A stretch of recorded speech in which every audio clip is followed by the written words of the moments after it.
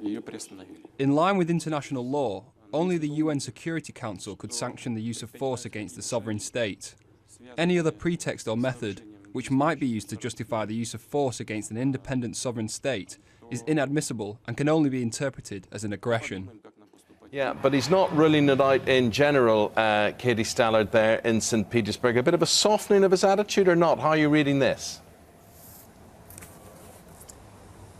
I think that is the part that people will seize onto, this statement that Russia does not exclude supporting military action, or at least that it doesn't exclude not vetoing action through the UN Security Council. But if you look at what he then goes on to say, the level of evidence that he would need in order to do that, he says it would have to be a deep and scientific probe containing evidence that would be obvious and prove beyond doubt who did it and what means were used. Now, he can say that with complete security because he knows that that is not what the UN weapons team were there to determine. Their mandate was just to find out whether an attack took place and what sort of chemical weapons were used. They were not looking for evidence to apportion blame. So his statement can be made in the complete safety that that level of evidence will not be found. Meanwhile, he goes on to say that Russia will consider action by America on Syria to be an action of aggression. And he says that it's too early to talk about what Russia's response will be. But he says we have our ideas about what will happen should there be use of force or otherwise.